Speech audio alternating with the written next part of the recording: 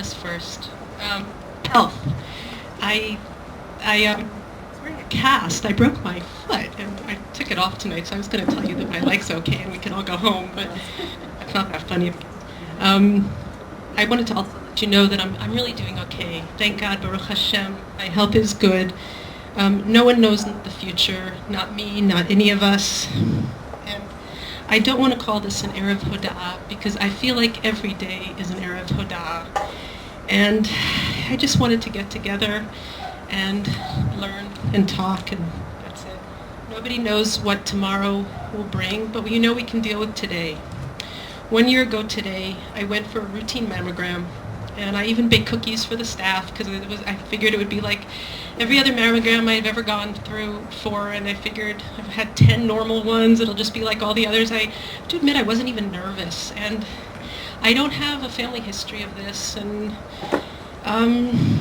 suddenly everybody was nervous and your life changes. But I have to say that it was found early enough to be treatable, and that's a big bracha. And one of the reasons I wanted to also do this tonight is because I want to tell you that there are no guarantees for any of us, but early detection saves lives. And for anybody who is scared to get a mammogram, Jewish women especially are very scared of this disease. It's very prevalent, so I understand that, but don't avoid mammograms for fear of bad news, because the statistics are very promising. It's a different disease than it used to be. There's a lot of medical progress in breast cancer, and if found early, it's largely curable. So if anyone has any questions, you can speak to me privately. I'm happy to talk about anything you need. And if anyone is scared to go and wants me to go with them to a mammogram, I'm a bit of an expert in going to mammograms now, so I'm happy to go. There's no question that this was a hard year. Nothing was easy. But I want to be very clear that everything was manageable. You think you can't handle this, but you'd be amazed at where strength comes from. Each one of us has inner strength, and I'll talk more about that later. But I had the caring support of my truly amazing husband, children, parents, siblings, family, wonderful doctors, and the staff at Meir, and Teleshomer, and some very, very, very inspirational women who were very experienced and shared their experiences with me. And I've just been very fortunate to have the support that I needed this year. There's no words to thank them for what they've done. I also want to get something out of the way. I'm a crier. I cry like for anything, so I don't want anybody to be alarmed. It was an emotional year, so I'll definitely cry, but there's a little bit of a joke with me. My kids think they're like, oh, she's crying again. And when I was dating David in college, he came by one day to my dorm room, and I was crying and I was sobbing, and he said, what's the matter? What's the matter? And I said, Andropov died, or Brezhnev died, or some Russian leader died.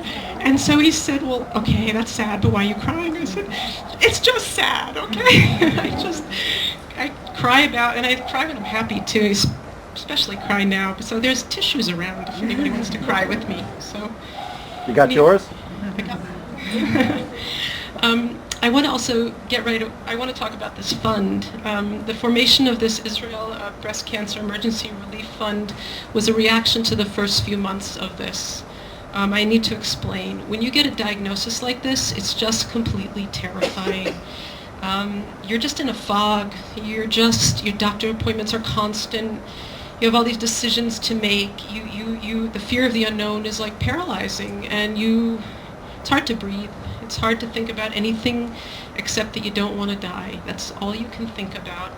And when I heard the news, when you hear that word cancer, every other worry takes a back seat. And then I started to think, well, during the first month or two, I started to think, well, what if all the other worries can't take a back seat? Like, what do you do if you're a poor woman who has no money and you have to pay rent and utilities? And there are a lot of expenses with this disease. You lose income maybe because you're not working, or your spouse is not working because they're going with you.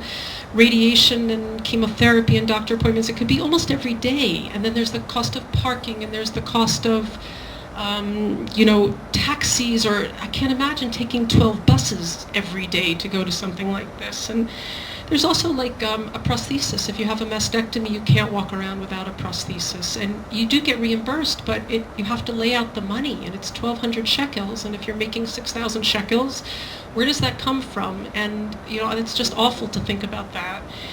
And I was very lucky because I have my own business, and my office is in my house, and my work's not physically draining, mentally draining, but not physically draining.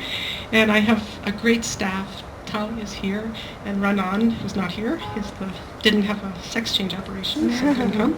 I have flexible hours, and my work was a very good distraction, actually, to me this past year, and I was lucky. I didn't miss very much at all. But for women who are diagnosed with this, I can't imagine. I mean, there's childcare